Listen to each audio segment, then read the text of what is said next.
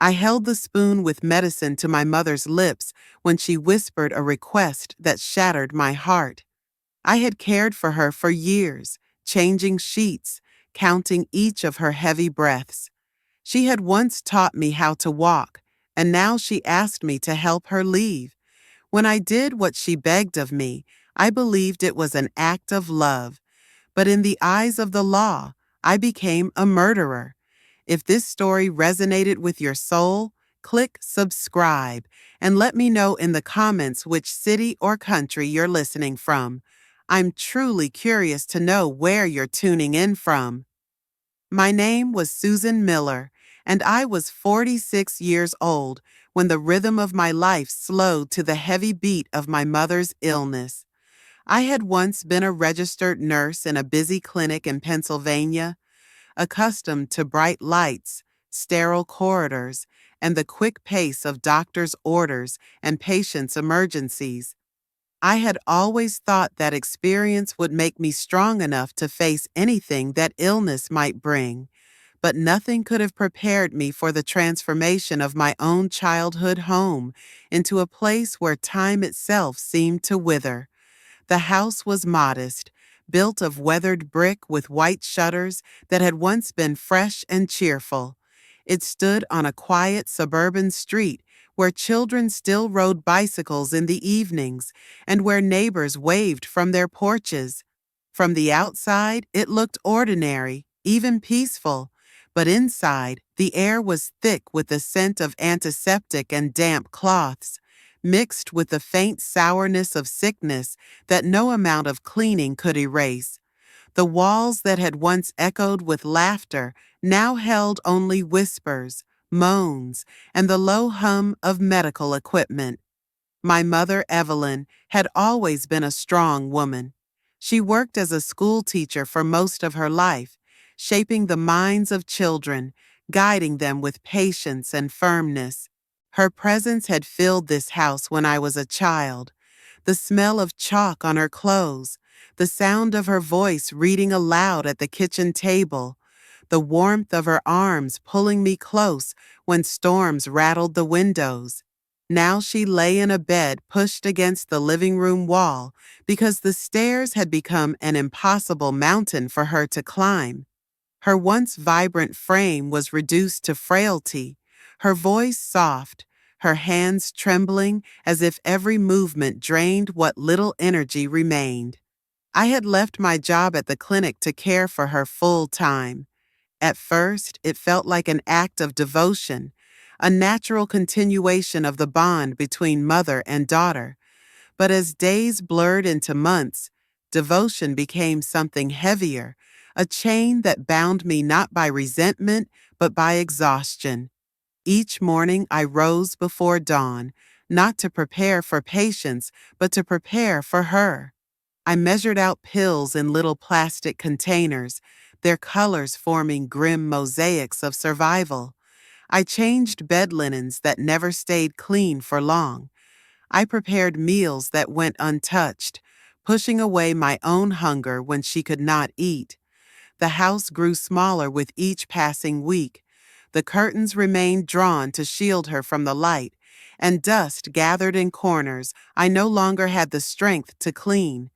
The old grandfather clock in the hallway ticked relentlessly, its hands moving forward even as I felt trapped in the same unchanging day. I learned to listen for the smallest sounds, the shift of her breathing, the catch in her throat, the restless rustle of sheets. Those sounds dictated my existence, leaving little space for anything else. Neighbors came at times, carrying casseroles or grocery bags, their voices bright with pity. They stood in the doorway, hesitant to step inside, as though illness itself might cling to them if they crossed the threshold. I thanked them, forced a smile, and closed the door as quickly as possible. This was not their burden. This was mine. Behind the closed door, I sank into the chair beside her bed and resumed my vigil. I thought often of the woman she had been before sickness claimed her. Photographs lined the mantelpiece, her smiling in a summer dress at a family picnic, holding my hand at the beach, standing proudly in front of her classroom. Those images stared at me with cruel insistence, reminders of everything she had lost and everything I was losing alongside her. I wanted desperately to keep her as she had been, to preserve her dignity, but the illness stripped away more each day. My own reflection began to change as well. The mirror in the hallway revealed a woman older than her years, her eyes shadowed, her shoulders hunched from carrying invisible weight. My hands, once steady and practiced from years of nursing, trembled when I buttoned her nightgown or adjusted her pillows. The lines around my mouth deepened from clenching against the tears I refused to shed in front of her. I did not want her to see my weakness, though I knew she already understood more than she ever spoke aloud. Nights were the hardest. When the house fell silent, I lay on the couch within arm's reach of her bed, unable to sleep. I stared at the ceiling, tracing the same cracks in the plaster over and over. The oxygen machine hummed like a relentless lullaby, but it never soothed me. Each uneven breath she took pulled me further into despair. I counted them without meaning to, afraid that if I closed my eyes, I might miss the moment when one failed to come. My body ached for rest, but my mind was caught in a loop of fear and duty. The calendar on the wall lost its meaning. I stopped marking days, stopped celebrating holidays, stopped acknowledging seasons. It could have been summer or winter outside, and I would not have known. My world had shrunk to a single room, a single bed, a single life slowly fading before my eyes. Time, once a steady current, became stagnant water, heavy and suffocating. Yet within this suffocating stillness, love endured. It endured in the way I smoothed her hair from her forehead, in the way I held her frail hand during long nights, in the whispered reassurances I gave even when I doubted them myself. It endured in the exhaustion, in the tears I shed in solitude, in the strength I forced into my voice when I told her she was not alone. Love became not a feeling but an action, repeated endlessly in small gestures that no one else saw.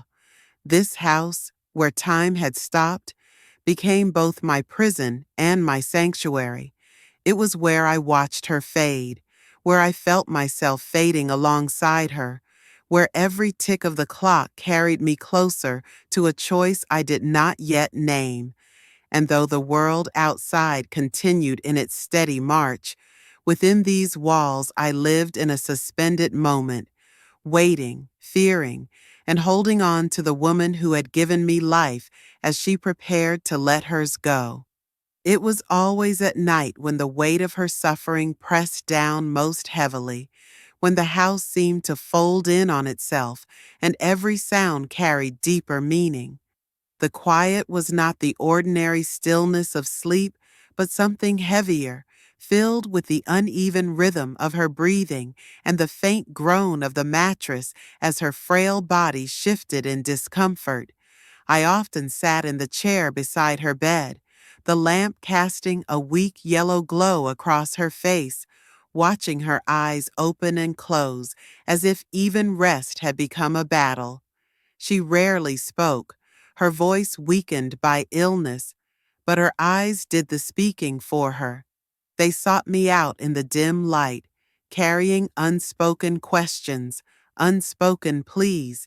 Sometimes I turned away, unable to bear the raw truth in them, but eventually I would look back, and in that gaze we both understood what could not be said aloud.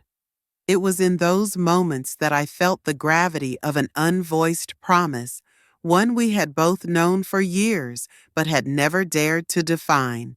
Long before the sickness consumed her, we had spoken in passing of the kind of end neither of us wanted. She had once told me, almost casually, that she would never want to linger in pain, that she would rather go quickly than endure endless days of suffering.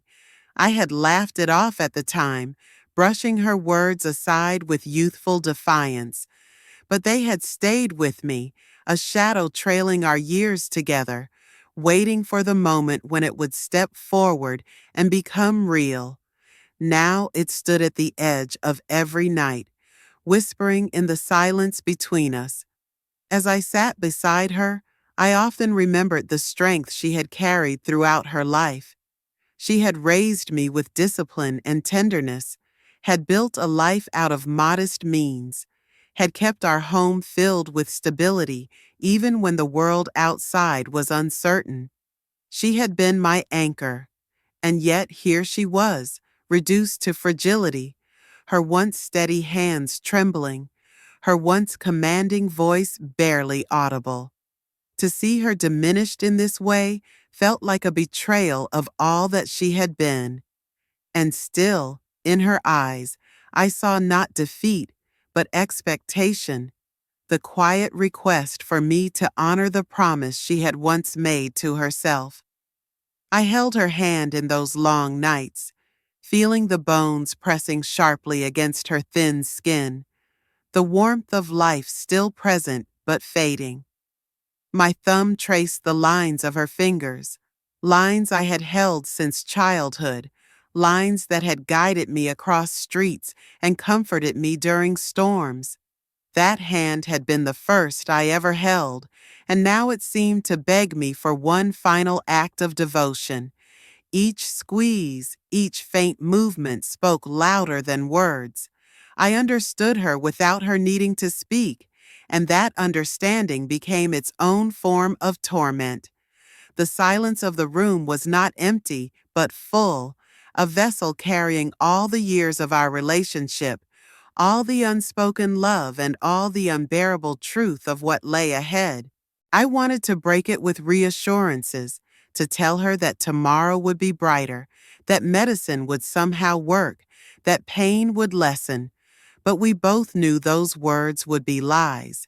The only honesty left was in the silence we shared, in the quiet agreement that passed between us like a current. There were moments when I stood in the doorway, my body rigid with the desire to flee, to escape the weight of her suffering and the promise it demanded. Yet I always returned, drawn back to her side by the bond that tethered us. I could not abandon her, even if staying meant carrying a burden I was not sure I could endure. My life had narrowed to this room, this chair, this endless vigil, and within it, the silent promise grew stronger, pressing into me with a force that left no room for denial. I sometimes wrote in a notebook, scribbling words I could never say aloud, pages filled with memories of her laughter, her lessons, her stubbornness, her love. I wrote of the promise too, circling it with words I dared not fully name. The act of writing gave me the illusion of control, as though by placing thoughts on paper, I could delay the moment when they would become action. Yet even on the page, the truth glared back at me. The promise was no longer something distant. It had ripened into something imminent, undeniable. Her suffering became the rhythm of my existence. Every cough, every wince, every sigh carved deeper into me. I wanted to be strong for her, but strength began to feel hollow when it only prolonged her agony.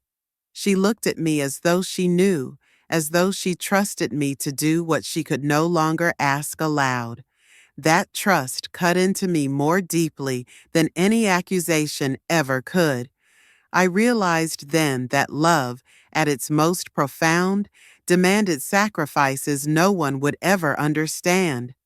On one of those nights, as the clock struck an indistinct hour, I felt her hand tighten weakly around mine. Her eyes opened, wide and glistening, and though her lips did not move, the message was unmistakable. I bowed my head, pressing her fingers to my lips, and in that gesture I gave my answer. The promise, once abstract, became real. I would not let her suffer endlessly. I would carry the weight, no matter the cost. I sat back in the chair, my eyes burning with unshed tears, listening to her shallow breaths. The silence pressed harder, but I no longer resisted it. It was not emptiness, but covenant, binding me to the path ahead. I knew that when the time came, it would be my hands that acted, my heart that broke, and my life that changed forever. And though fear clawed at me, I also knew there was no other way. In the silence of that night, I accepted the promise as my own, sealing it with love, grief, and the unshakable certainty that nothing would ever be the same again. The night began like so many others, wrapped in stillness that was not peace, but the heavy pause between one breath and the next. The air in the house was cool, though the summer heat pressed against the windows outside.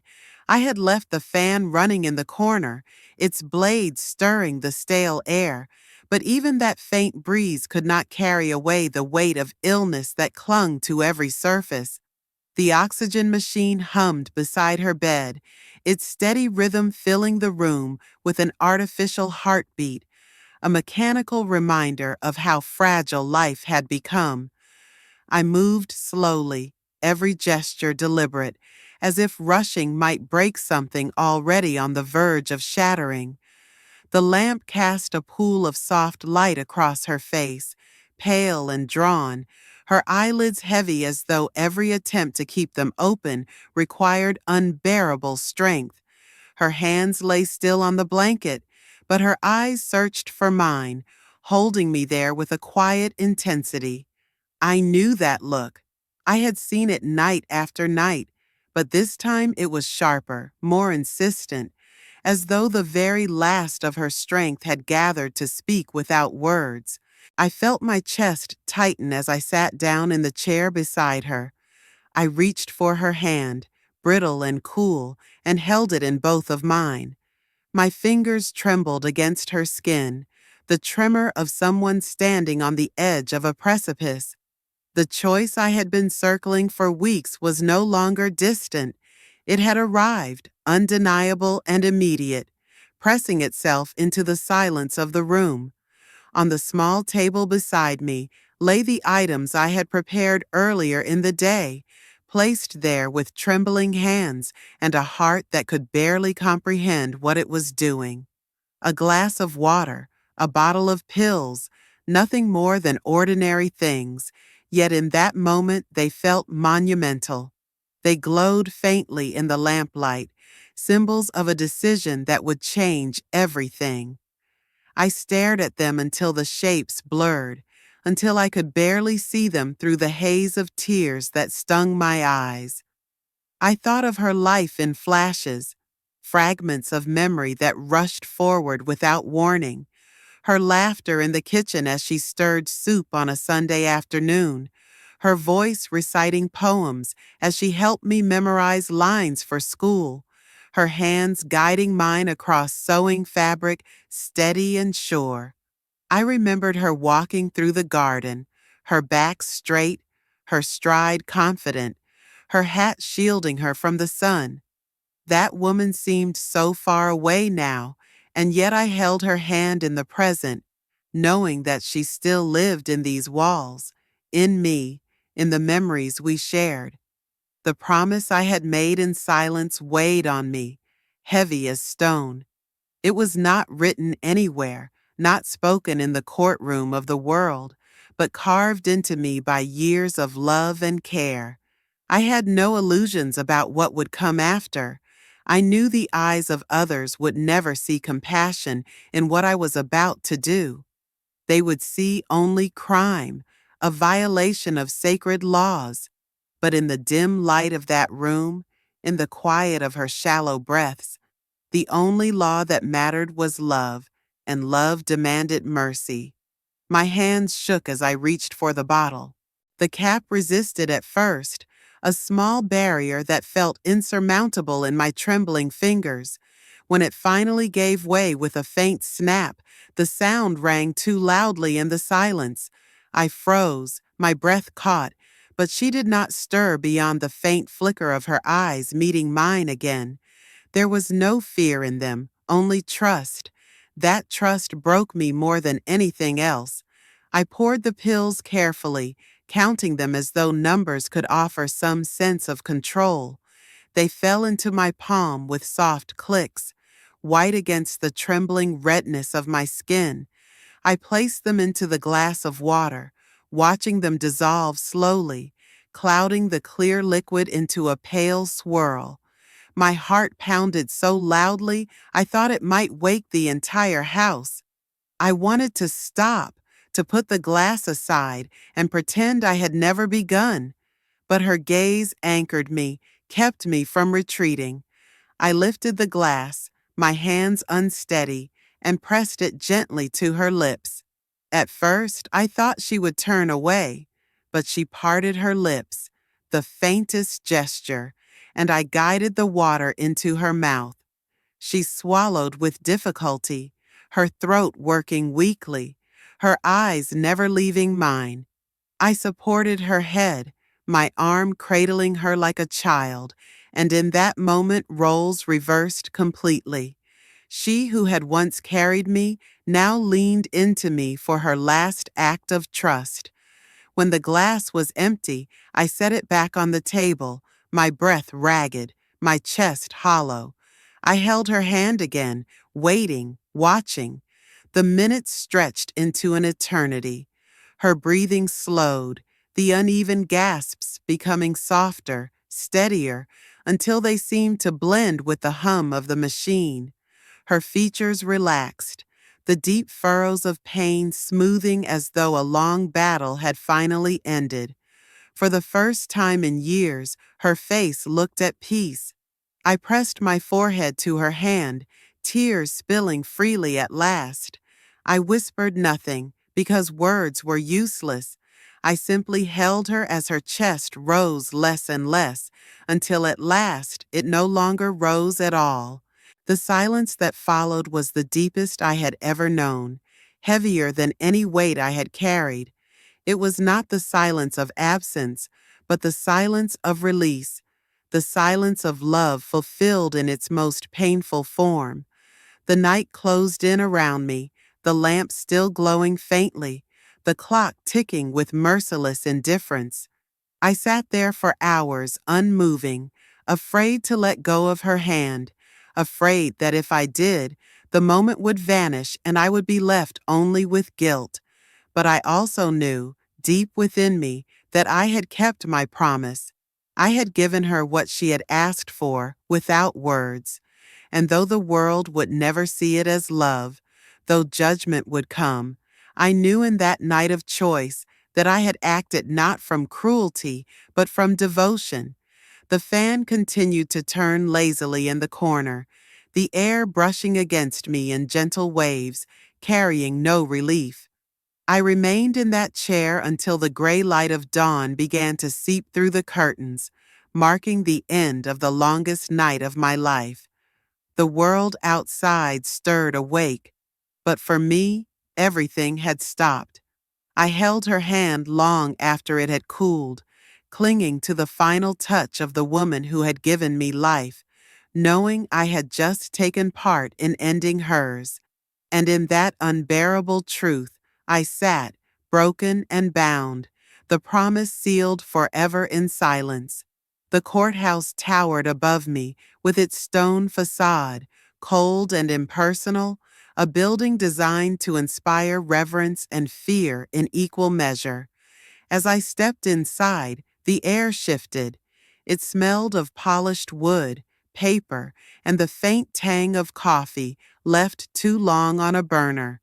The hallways echoed with footsteps and hushed voices, and every sound seemed amplified, as though the very walls demanded silence for the judgments that would be passed within them. I felt small there, swallowed by its architecture, already diminished before I had even faced a single accusation. The courtroom itself was colder than I imagined, though sunlight filtered through high windows and streaked the walls with pale gold. The benches were hard, lined with strangers who had gathered not to know me, but to measure me. Their eyes flicked toward me with curiosity, some with disdain, some with pity. I lowered my gaze, clutching the edge of the table before me, grounding myself in the smooth wood beneath my fingertips. It was the only thing solid in a room that seemed determined to dissolve my humanity. When the prosecutor began to speak, his voice filled the chamber with sharp clarity. Each word landed like a stone dropped into water, rippling outward until it touched everyone present. He described my actions in clinical terms, stripping them of all tenderness, all history. He spoke of intent and premeditation, his tone leaving no room for mercy.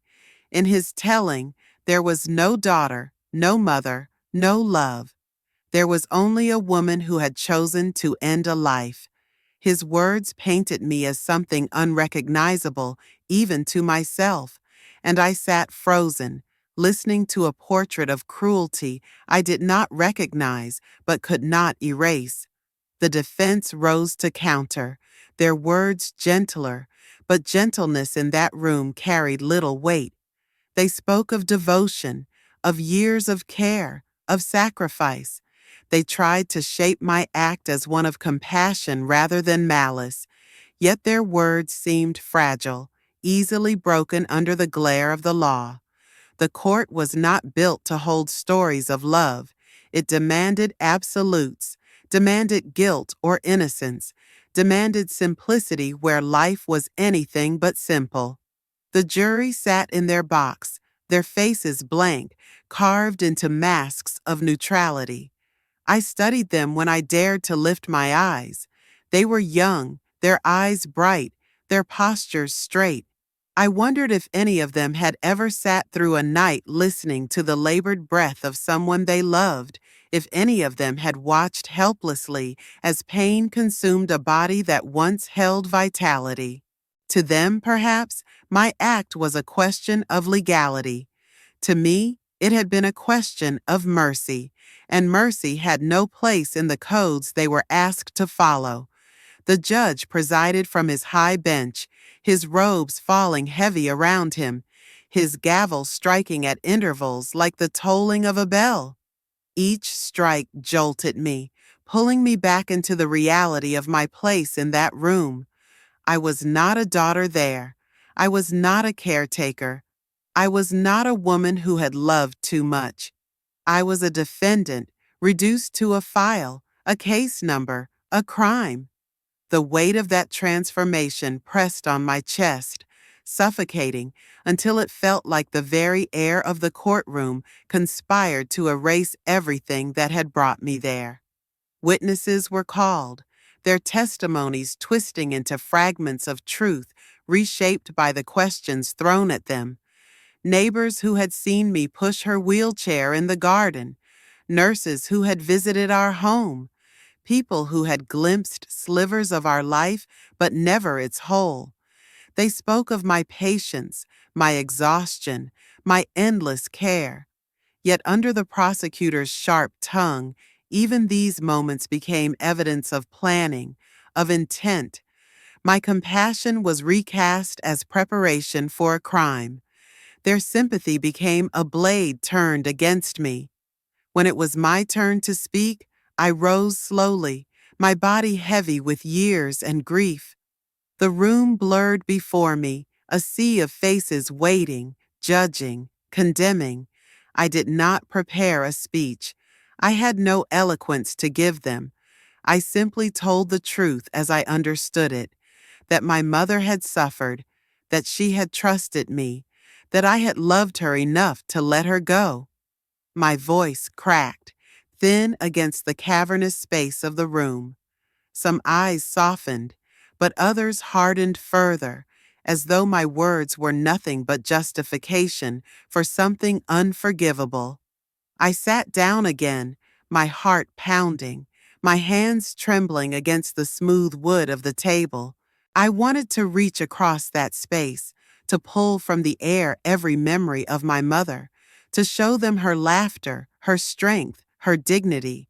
I wanted to lay those memories before them as proof that what I had done was not cruelty, but the fulfillment of a promise. But memories carried no weight there. Only laws did, and laws had no place for love.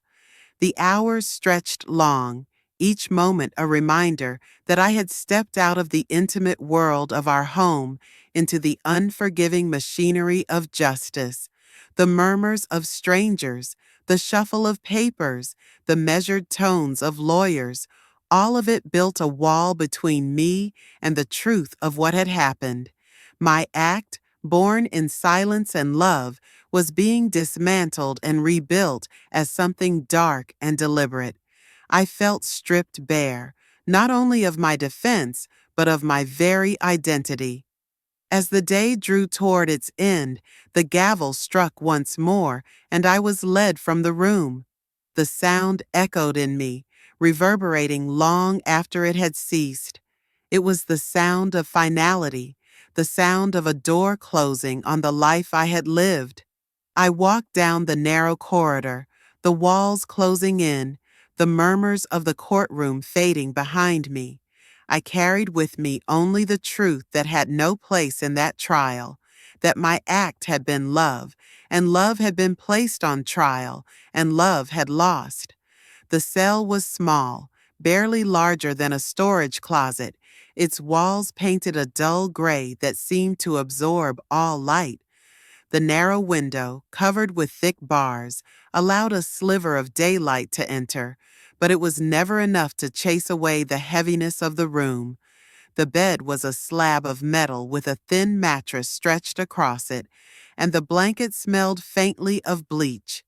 The air was sharp, tinged with disinfectant, mixed with sweat and something sour that never completely disappeared.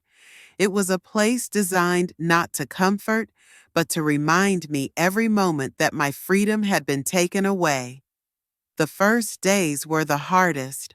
The noise of the prison was relentless, a mixture of shouts, footsteps, slamming doors, and occasional bursts of laughter that carried a kind of desperation. At night, the echoes traveled through the corridors, a chorus of unrest that made sleep impossible. I lay awake on the narrow bed, listening to the chaos as though I were tuned into a station that never turned off. My body ached from exhaustion, but my mind refused to rest, circling endlessly around the choices that had brought me here. The other women noticed me quickly. My age alone marked me as different.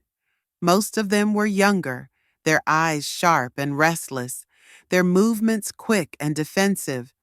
They had grown used to the harshness of this place, while I was still learning how to exist within it.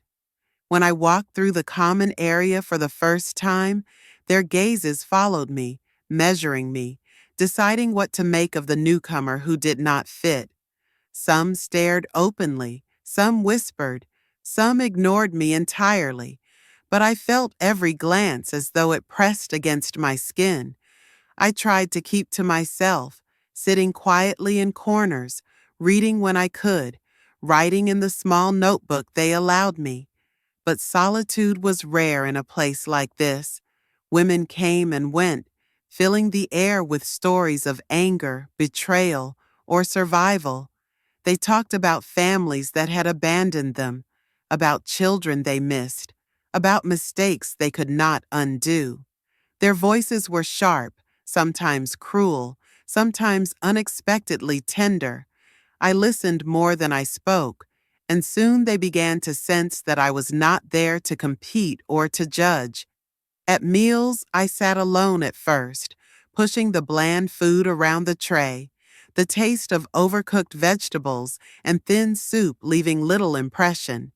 Then one day, a young woman slid an extra piece of bread onto my tray without a word. Her eyes met mine for a moment, And in that brief exchange, something shifted. The gesture was small, but it cracked open a door between us. Soon others began to approach me, asking quiet questions, testing me. They wanted to know why I was there, what crime had brought an older woman with soft hands and tired eyes into their world. I told them pieces of the truth, enough for them to understand, but not enough to expose the full weight of my story. I said that my mother had suffered, that she had asked for peace, that I had given it to her. The silence that followed was heavier than any ridicule could have been. Some nodded slightly, others looked away, and one whispered that she understood. In that silence, I realized I was not the only one who had lived with impossible choices. The guards treated me differently, too. They did not see me as a threat. Their eyes slid past me with indifference, sometimes with a flicker of curiosity. They called me ma'am instead of by my number, a formality that set me apart from the others. It was not kindness, but it was something that gave me space. In their eyes, I was not dangerous. I was simply out of place, an anomaly in a system built for those younger, angrier, louder. In the yard, I walked slowly along the perimeter, the gravel crunching under my shoes. Others gathered in groups, laughing, arguing, playing games with a forced bravado that masked their pain. I stayed at the edges, watching, my thoughts drifting far beyond the fences. The sky above was the same sky that stretched over the world outside, vast and indifferent, and I found myself staring at it often, seeking in its expanse some reminder that there was more than these walls. The notebook became my companion. I filled its pages with memories, with fragments of the life I had left behind, with reflections I could not speak aloud. I wrote letters to my mother as if she might read them, telling her about the women I met, about the way the sunlight fell across the barred window, about the sounds that filled my nights. Writing steadied me, anchored me when everything else felt unstable. It was the only way I could keep hold of myself. Over time, the women began to come to me with their stories. They sat beside me on the benches or leaned against the wall while I folded laundry. They told me about betrayals by lovers, about nights on the streets, about the children they had lost to the system. Their words spilled out in fragments, raw and unpolished, but behind them I heard the same ache that lived in me, the ache of love twisted by pain, of choices that could never be undone. I did not offer solutions. I simply listened, and in that listening, they found something they needed. The strange thing was how my silence became a kind of presence. They began to call me Grandma, not with mockery, but with a respect I did not expect. Some sought me out in moments of anger, sitting near me until their breathing slowed. Others shared pieces of food or notes scrawled on scraps of paper. In this world where trust was scarce, small gestures carried immense meaning. Slowly, I ceased to feel entirely alone. Still, every night when the lights dimmed and the noise faded to restless murmurs, I lay on the narrow bed and felt the weight of the label pressed upon me. Murderer. It was there in the files, in the way the guards read my name, in the way the system measured my worth. But in the eyes of the women who had come to know me, I was something else. To them, I was not defined by a single act, but by the quiet strength with which I carried it. They did not absolve me, but neither did they condemn me. In their gaze, I found a reflection of my humanity, fractured but still present. The cell remained the same: gray walls, thin blanket, barred window. But I was no longer the same woman who had first stepped inside. The eyes of strangers had become mirrors, showing me parts of myself I had forgotten or buried. And though the weight of judgment still pressed on me, I began to sense that even here, even in this place of confinement, there was space for meaning, for connection, for something that resembled redemption. Time in prison unfolded like a tapestry woven from repetition. The mornings began with the same clang of metal doors, the same call for count, the same trays of tasteless food. The days blurred into one another, measured not by calendars, but by the rotation of guards and the faint changes in the air seeping through the barred window. Yet within that endless sameness, something within me began to shift. I no longer felt the desperate need to fight the silence. Instead, I began to live inside it, to search for meaning in its depths. At first, I had clung to guilt like a heavy cloak I could not remove. Every night I lay on the thin mattress, replaying the moment when I held the glass to my mother's lips, replaying the slow easing of her breath. My hands tingled with the memory, my chest tightened with the weight of it. I asked myself again and again if I had acted out of love or out of weakness, if my decision had been selfless or selfish. The questions circled endlessly, and I thought redemption would never come. But redemption did not arrive as an answer. It came in fragments, in the smallest moments when I felt something shift inside me. One afternoon, as I sat folding laundry in the common room, a young woman beside me began to weep quietly. She was no older than my own daughter might have been, had I ever had children. Her shoulders shook, her face buried in her hands. I did not speak. I simply placed my hand gently on her arm, steadying her with silence. She looked up at me with eyes swollen from tears, and in that gaze I felt something change. I had given comfort without words, the same way my mother once gave me comfort when I was a child. In that moment, the endless cycle of guilt softened, if only slightly. In the yard, I walked slow circles along the fence, the gravel crunching under my shoes, the sky stretching vast and unreachable above me. I tilted my head back, breathing deeply, and for the first time I did not feel trapped by the bars. The sky belonged to no one, not even the prison. It spread over all of us equally, over the guilty and the innocent, over the living and the dead. I thought of my mother then, imagined her face somewhere in that expanse, free of pain, free of frailty. I whispered her name softly into the air, not as an apology, but as a prayer. I realized that she had not left me entirely. She lived in me still, in my memory, in my gestures, in the promise I had kept. Redemption grew in the way the other women came to me. They brought their troubles, their regrets, their fears. They told me stories of betrayals, of nights spent hungry, of children taken from them. I listened, never judging, never interrupting. My silence became a space where they could breathe.